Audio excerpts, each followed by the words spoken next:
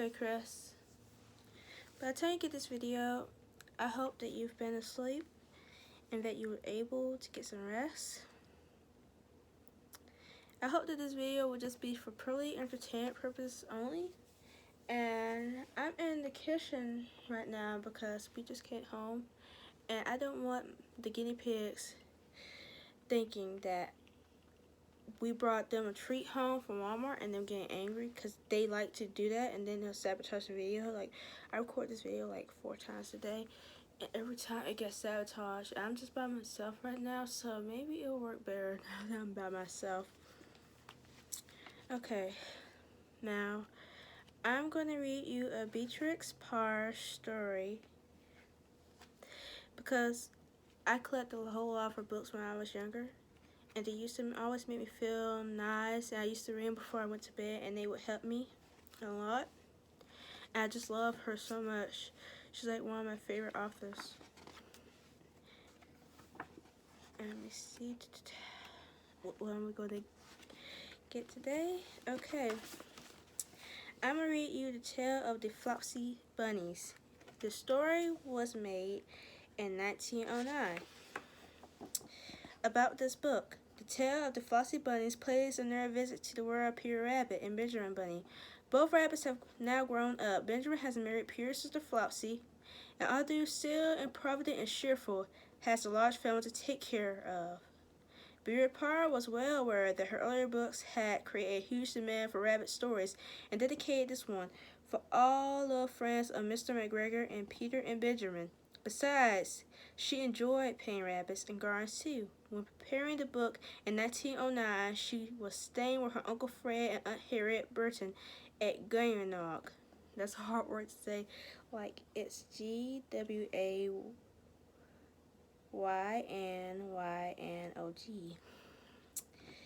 There are a large house in Wales and made many stays of the garden there. She described it on an earlier visit as the prettiest kind of garden where bright old-fashioned flowers grow amongst the currant bushes. It is beautifully depicted in her lovely illustrations.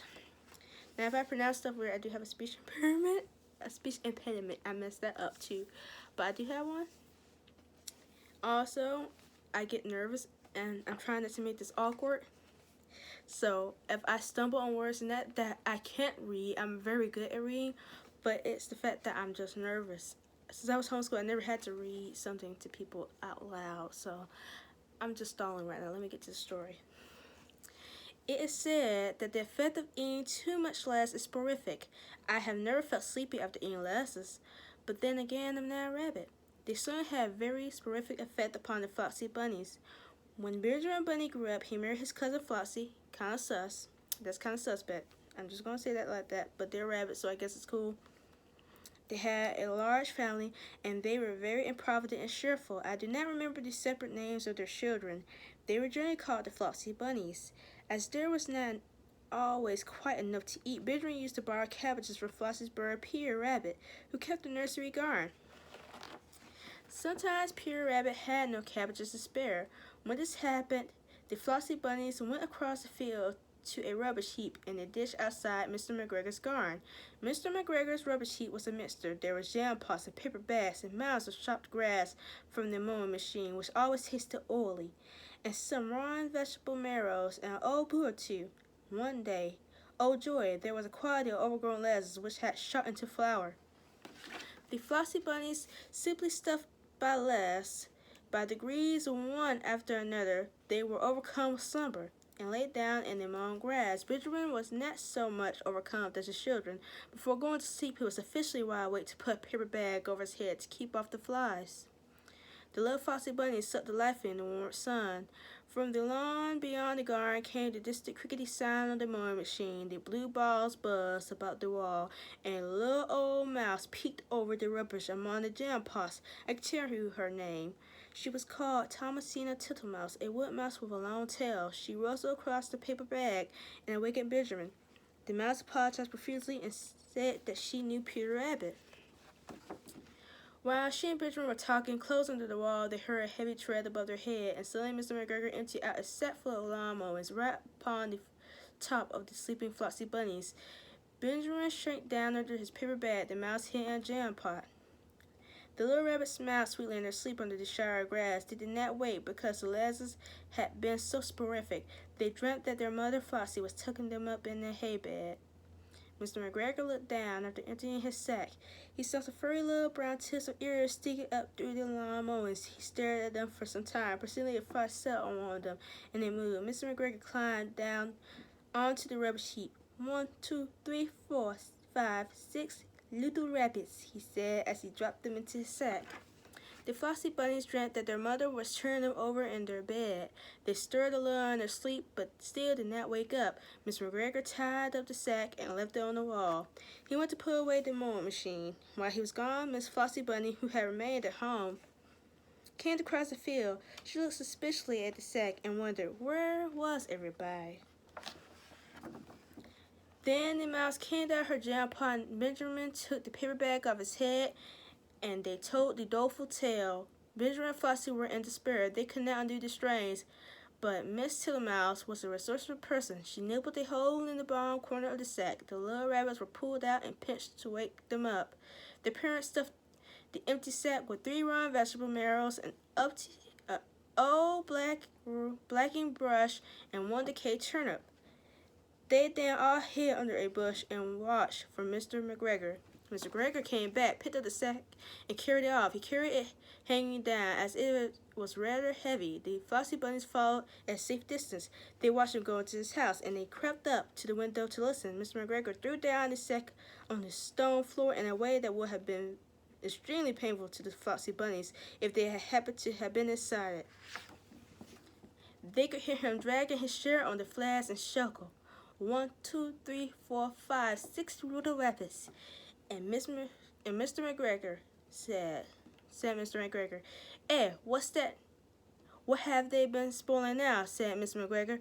1, 2, 3, 4, 5, 6 little fat rabbits, repeated Mr. McGregor, counting on his fingers. 1, 2, 3. Don't you be silly. What do you mean, you silly old man? In the sack. 1, 2, 3, 4, 5, 6, replied Mr. McGregor.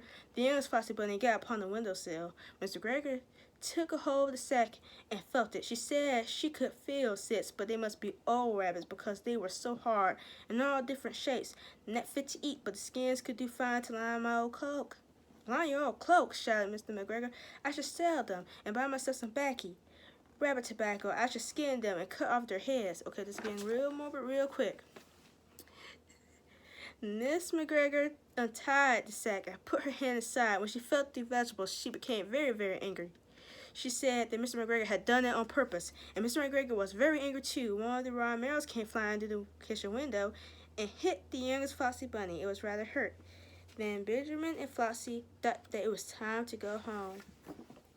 So Mr. McGregor did not get his tobacco, and Miss McGregor did not get her rabbit skins. But next Christmas, Thomasine and Little Tittlemouse got a present of enough rabbit wool to make herself a cloak and a hood and a handsome muff and a pair of warm mittens. The end. I think she looks rather cute, don't you? Anyway, Chris, I hope that this helps you a little bit. If not, entertain you a little bit. I'm sorry that's not perfect, but if every pork chop was perfect, we wouldn't have hot dogs. Anyway, I hope that you will be able to exercise and just get rest. And I don't want to make this video super duper long, but I just want you to know how much I just care about you as a friend, and thank you for being there for me. And you deserve to get rest, and you deserve to get sleep. And it makes me upset that you're not getting sleep, but I understand it. Anyway, I just hope that this video actually helps you. And I need to stop blabbing like a fool because I never make plans when it comes to my videos. And I always say that to everyone, but I just never make plans. But anyway, I had plans, but I messed them up somehow. But anyway, Chris, I hope you get some rest, bro. Much love.